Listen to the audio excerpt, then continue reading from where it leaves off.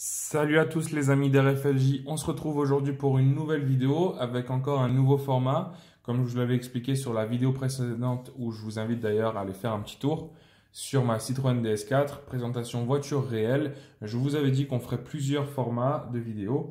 Donc on avait commencé par une vidéo sur les voitures réelles, présentation. Et là, on va faire aujourd'hui donc un nouveau format, comme je vous l'ai dit, de vidéo avec présentation de véhicules miniatures. Il faut savoir que chez RFLJ Auto Collection, on a eu l'envie de créer cette page, cette activité de base qui était sur la miniature, les véhicules miniatures qui sont une grande passion à René et à moi-même et où nos collections commencent vraiment à être très étoffées.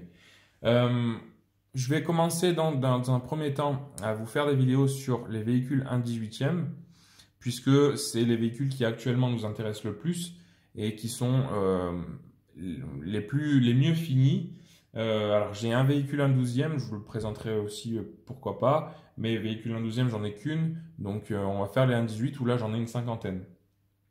On commence aujourd'hui par, donc là vous voyez à l'image deux Citroën Traction. On va faire seulement la blanche que vous voyez à l'image, la cabriolet, puisque je vais dédier chaque vidéo, enfin chaque modèle aura sa vidéo. Donc je tiens à commencer comme ça.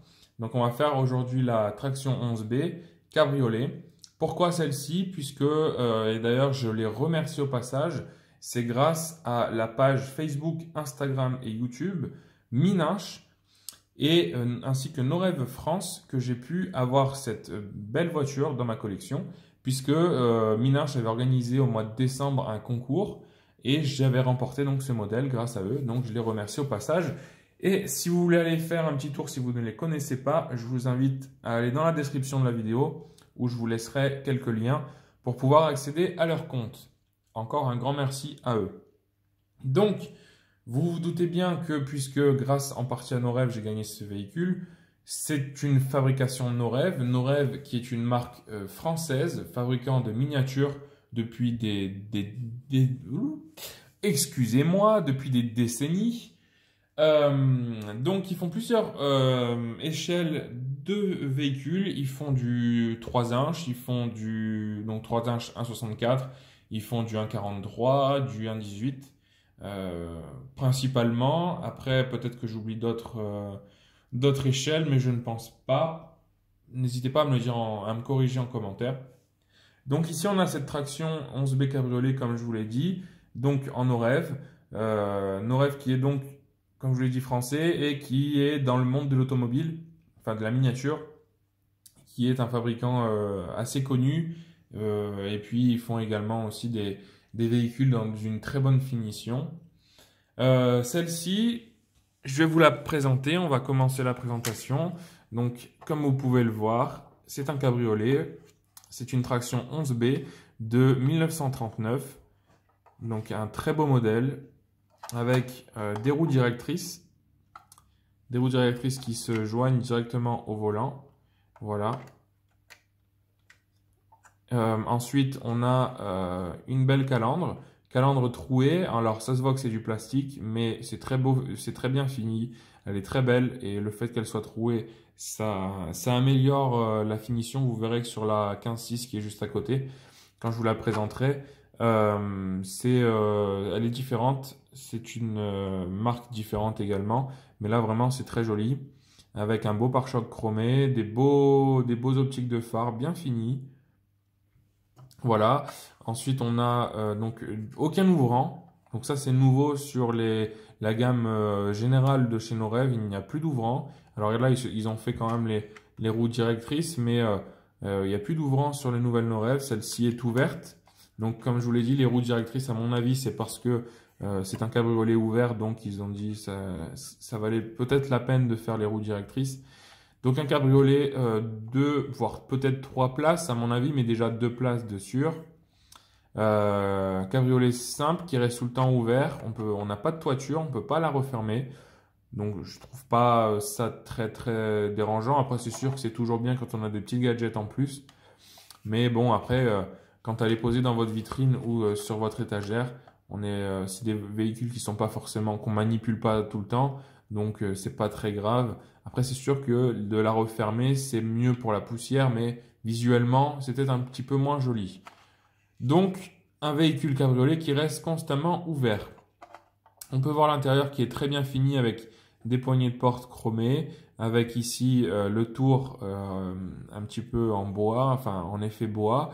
L'intérieur est d'un très beau rouge, même couleur que la capote j'imagine, puisqu'on a la protection ici qui est rouge.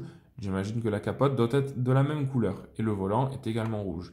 On a le compteur de vitesse qui est gradué. On a la planche de bord qui est très bien finie avec les éventuelles petites touches qui ont été reproduites. Ici, une ouverture de boîte à gants. Et ici, on voit aussi le levier de vitesse, les commodos. Voilà. Donc, un intérieur très bien fini. On continue par l'extérieur. L'extérieur avec ici la malle avec la poignée qui est reproduite ici.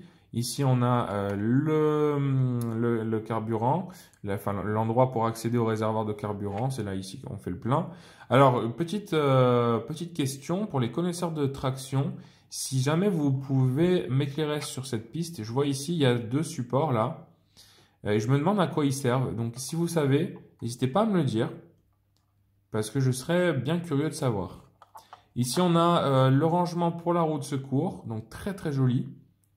La plaque d'immatriculation, assez curieuse. Un YS2. Alors, pareil, pour ceux qui ont un peu plus d'expérience au niveau de l'histoire des immatriculations françaises, sachant que cette voiture date de 1939. Est-ce que le 2 représente le département de l'Aisne, puisque le département de l'Aisne, son numéro c'est 02. Mais est-ce que à l'époque, il n'était pas nécessaire de mettre le 0, on pouvait juste mettre le 2? Petite question si vous le savez. Le feu arrière, il n'y en a qu'un seul, vous voyez, il n'y en a pas d'autre. Vous verrez sur la 15.6, c'est la même chose. Le feu arrière qui est intégré, qui est fixé sur la plaque d'immatriculation. Un beau pare-choc, la sortie d'échappement ici. Ensuite, en ce qui concerne les jantes, elles sont très jolies aussi. Donc les 4 tournent, hein. Les portières avec ici les goujons et puis ici les poignées, une petite barre chromée. Le capot qui n'a pas d'ouvrant non plus, mais ici on a les 2 trappes d'aération. Vous voyez mieux, elles ont été dessinées. Les 2 trappes d'aération, c'est-à-dire qu'on pouvait ouvrir pour pouvoir faire refroidir le moteur un peu plus facilement qu'avec la simple calandre. Et ici on a des poignées. Donc avec la barre chromée, je vais vous faire voir sur... Alors celle-là vu qu'il n'a pas d'ouvrant, mais je vais vous faire voir sur la 15.6 qui a le même système. Et elle a des ouvrants. En fait, si vous voulez, sur les tractions, le capot ne s'ouvrait pas comme on le connaît actuellement, mais s'ouvrait en 2 parties. Voilà. Donc vous pouvez voir que voilà, on pouvait accéder au moteur. Je vous ferai voir plus en détail sur la vidéo qui sera dédiée à cette traction 15.6. Mais on a donc ici la reproduction des poignées. Le capot s'ouvrait de la même manière. Et puis voilà, on a parlé déjà de la face avant, les ailes de la traction qui sont sa personnalité, hein, voilà, à l'époque. Les voitures de cette époque-là avaient des grandes ailes, comme par exemple on peut retrouver aussi sur les 2 chevaux. Et ici on a le pare-brise, les essuie-glaces, le tour chromé. Et ici la petite commande pour, j'imagine, je ne suis pas un spécialiste des tractions, mais j'imagine que c'est pour activer ou désactiver la mise en route des essuie-glaces. Même système, il me semble, sur les 2 chevaux que j'avais déjà pu conduire. Et puis on passe ensuite en dessous avec un châssis relativement simple, avec le logo Norev qui nous rappelle que c'est son fabricant. Et puis ici, Citroën Traction avant 11B. Châssis relativement simple, mais une ligne d'échappement qui a quand même été reproduite et qui est assez jolie. Tout ça est fait avec une carrosserie en métal. Et tous les éléments de décor sont, eux, par contre, en plastique. Avant de terminer cette vidéo, je voudrais vous parler un petit peu de la finition Norev, les gammes Norev qui ont changé. Alors, ce ne sont pas, des critiques méchantes ou voilà, ce sont plutôt des.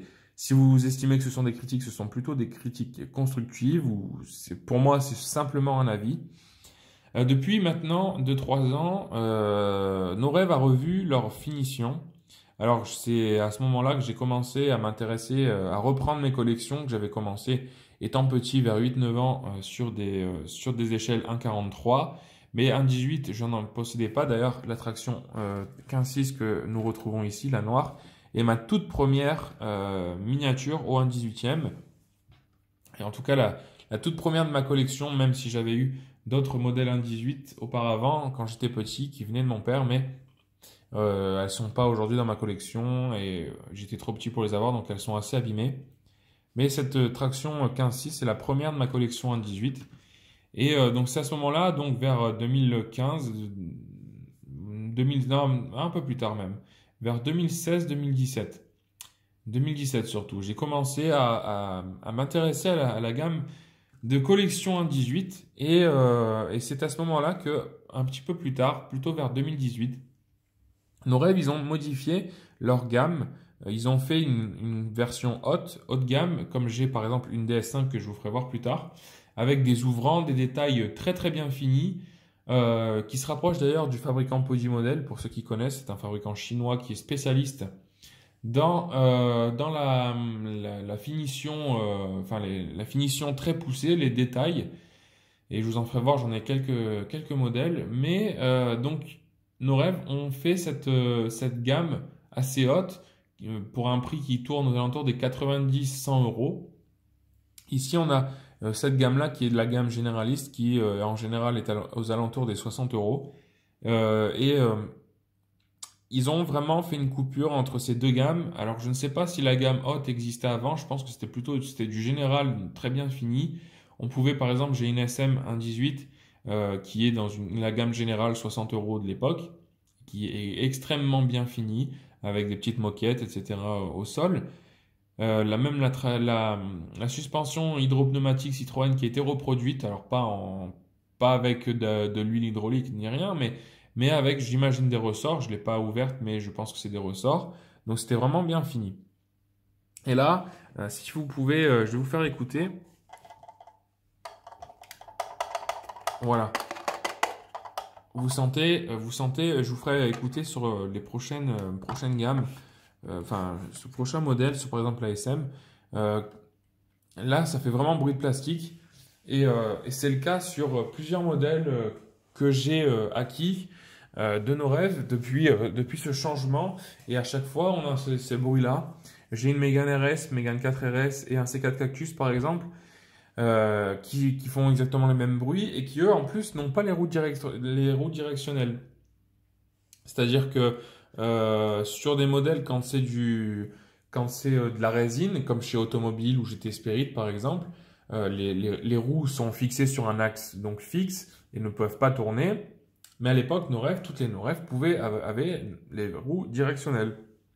Et ce n'est plus le cas, sauf sur celle-ci, comme je vous l'ai dit tout à l'heure, puisque c'est un cabriolet. Donc j'imagine qu'ils ont voulu reproduire un petit peu plus, finir par rapport au volant. Mais les autres qui n'ont pas d'ouvrant, on ne peut pas accéder à l'intérieur. Les roues sont plus directionnelles. Et le prix n'a pas changé. C'est-à-dire que la finition, c'est là où j'en viens, ma petite critique, c'est-à-dire que la finition est moins bonne qu'avant, mais le prix est toujours pareil, toujours aussi élevé. C'est-à-dire que par exemple, vous allez aller chez Solido, moi j'ai une Alpine A110 Solido, les roues sont directionnelles, il y a des ouvrants. Alors certes, tout n'est pas ouvrant comme par exemple à l'époque où on avait les capots, etc. Chez nos rêves, on avait le capot, le coffre. Mais chez Solido, on a les portières qui s'ouvrent. Voilà, on a les roues directionnelles. Et Solido, c'est une gamme de prix qui est aux alentours des 40 euros. Là, on reste sur du 60 euros sur du No Rêve. Alors, la finition extérieure, même intérieure, est effectivement un tout petit peu plus poussée.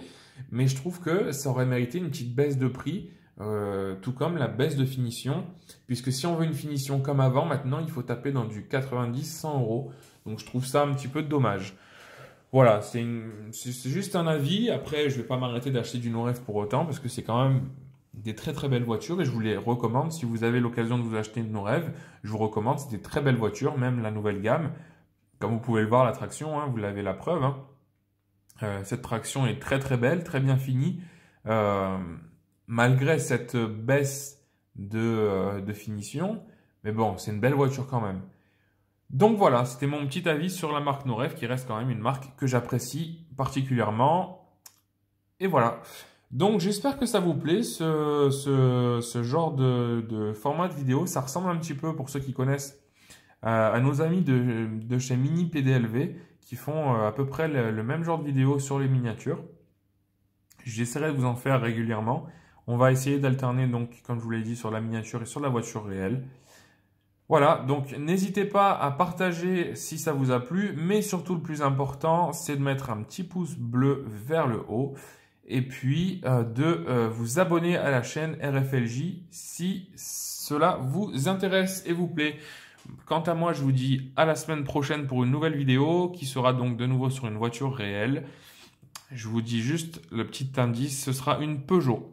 Voilà les amis, à la semaine prochaine. Ciao, ciao.